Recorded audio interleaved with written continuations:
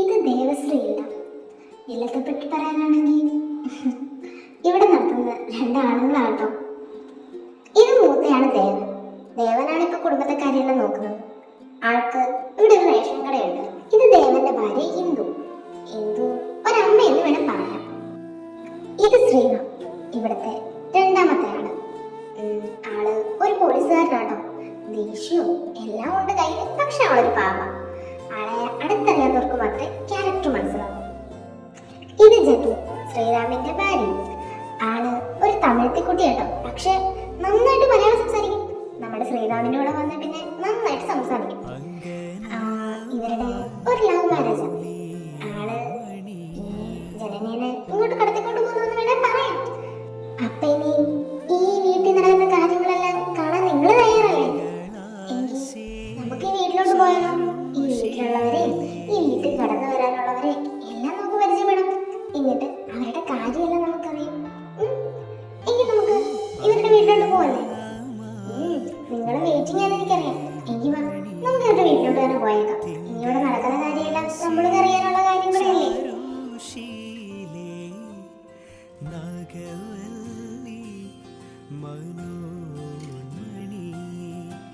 രാമനാഥൻ തേടും വാലേ മാണിക്യവാസക മൊഴികൾ നൽകി ദേവി. മാണിക്യവാസക മൊഴികൾ നൽകി ദേവി. ഇളം കോവടികൾ ചിലമ്പു നൽകി. തമിഴകമാകെ ശൃംഗാരറാണി നിൻ പഴമുതിർ കൊഞ്ചലിൽ ചോലയായി. ദേവനെ കണ്ടോ? ഞാൻ നോക്കിയിട്ടൊന്നും കണ്ടില്ല അവളെ. ആവോ, ആ കുട്ടി എവിടെയാണോ? രാവിലെ തൊഴുത്തിന്റെ അവിടെ നിൽക്കുന്ന കാണുന്നു. ഞാനത് തിരക്കാം. ദേവു, ദേവു, ദേവു, വലിയെടുത്തി എന്നെയാണോ തിരക്കണേ? ഞാൻ ദേ തൊടിക്കുന്നുണ്ട്. ഞാൻ ഇങ്ങനെ പുള്ളിയാക്കി കൊടുക്കുമായിരുന്നു. ഇങ്ങോട്ട് വരണ്ട, ഇവിടെ അപ്പടി അയക്കാം. ഞാൻ അങ്ങോട്ട് വന്നോളാം. ഏട്ടത്തിയോട് വന്നോ, ഞാൻ ഇപ്പൊ തന്നെ വരാമേ. ഇതാണ് നമ്മുടെ കഥയിലെ നായിക ദേവിക. അച്ഛനും അമ്മയും മരിച്ച ശേഷം രണ്ടാങ്ങളമാര് പൊന്നു പോലെയാണ് ഇവിടെ നോക്കിക്കൊണ്ടിരിക്കുന്നത്. ആ ഒരു കുറവ് അവരിതുവരെ അവൾ അറിയിച്ചിട്ടില്ല. എടി, എന്നെ അങ്ങോട്ടൊന്ന് പിടിച്ചേടി. ഞാൻ അപ്പുറത്തോട്ട് കിടന്നോട്ടെ. എന്റെ ഒരു സാധനം അവിടെ കിടപ്പുണ്ട്. ആ, ഞാൻ കണ്ടു. കുപ്പിവള കൊച്ചേട്ടൻ കാണാതിരിക്കാൻ ഇങ്ങോട്ട് വലിച്ചെറിഞ്ഞതല്ലേ? എന്തിനായിട്ടത്തി ഇങ്ങനെ പേടിക്കുന്നേ? ഓ, അത് നിനക്കറിയാലോ. നിന്റെ ഏട്ടൻ ആരുടെ കുപ്പിവള വിഷം കൊണ്ട് കൊടുത്തേക്കോ. പേടിയാക്കി നിനക്ക്. എന്താണ് രണ്ടുപേരോടെ കിടന്ന് തിരയുന്നേ? അതേട്ടാ, എന്റെ പോലീസ് ഇവിടെ കാണാതെ പോയി. എനിക്ക് പുല്ല് പറിക്കുന്നതിനിടയ്ക്ക് ഏട്ടത്തി ഒന്ന് തിരയായിരുന്നു. എന്താ ഏട്ടാ? ആണോ? ഞാനും വരണോ തപ്പാൻ? അല്ലെങ്കിൽ വേണ്ട, നീ കൊലുസ് തപ്പിക്കോ. ശരി, എന്നാ ഞാൻ അങ്ങോട്ട് പോവാന്നേ. ആ, പോ, പെട്ടെന്ന് അങ്ങോട്ട് പോ. മോളെ, ആ സൈഡിൽ കുപ്പിച്ചിൽ കിടപ്പുണ്ട്. അതിന്റെ അപ്പുറത്തോട്ടാ ഇന്നലെ അവള് കുപ്പിയോളെ വലിച്ചെറിഞ്ഞത്. അതങ്ങ് എടുത്ത് കൊടുത്തേക്ക്.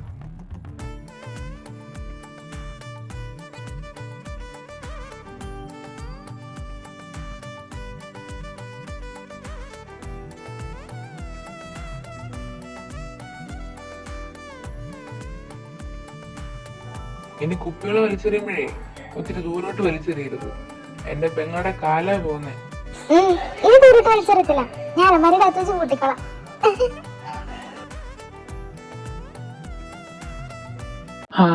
നാളെ എനിക്ക് ലീവ് കിട്ടൂടാ.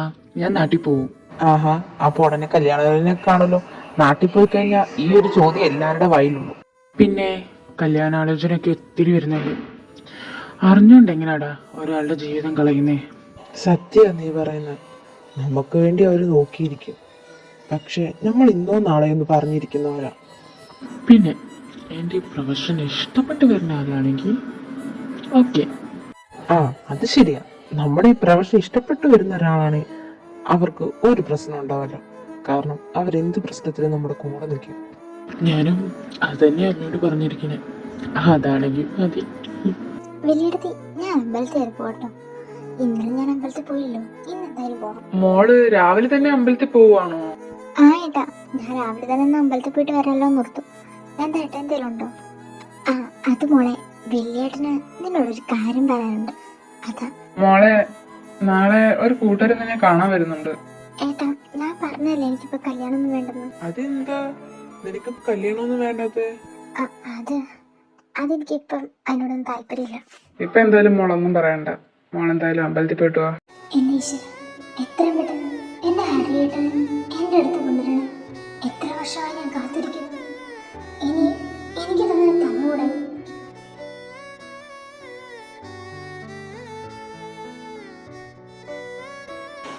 ആരായിട്ടത്തി? ആരാ വിളിച്ച? ആ, അത് നിനക്കറിയത്തില്ലേ, നമ്മളിവിടെ പണ്ട് താമസിച്ച ആൾക്കാരായിരുന്നു. അവര് വീട് മാറിപ്പോയായിരുന്നു. ഇപ്പൊ ആ ചെറുക്കൻ പട്ടാളത്തേന്ന് അവൻ ലീവ് കിട്ടിയപ്പോ ഇവിടെ വരുന്നുണ്ടെന്ന്.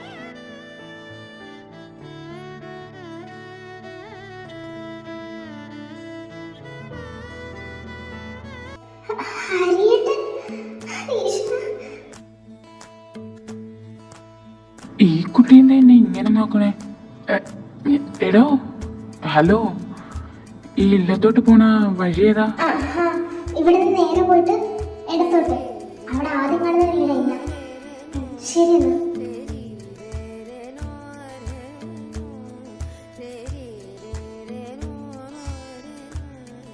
ഹരി കേറി വാ.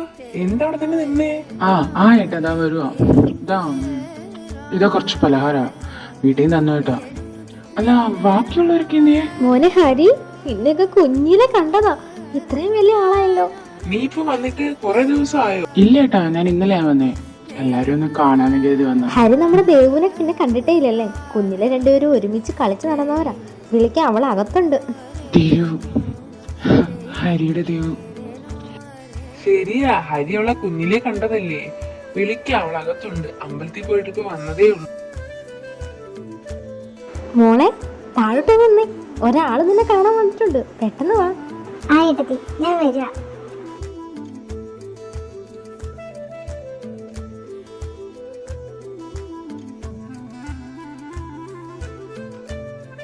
ദേവു, എനിക്കെന്നെ ഓർമ്മയുണ്ടോ? അല്ല, താൻ വഴിക്ക് വെച്ച് കണ്ടിട്ട് തന്നെ എന്നോട് സംസാരിക്കാതിരുന്നേ? അത് ഹരിയേട്ടനെ ഓർമ്മയില്ലെന്ന് എനിക്ക് മനസ്സിലായി. അപ്പം ഇവിടെ വന്നിട്ട് പരിചയപ്പെടാൻ ഓർത്തു. അതാ ഞാൻ ഒന്നും മിണ്ടാതിരുന്നത്. കൊള്ളാലോ നീ, അമ്മ വലിയ കൊച്ചായാലോ. പഠിത്തമൊക്കെ നിന്റെ കഴിഞ്ഞോ?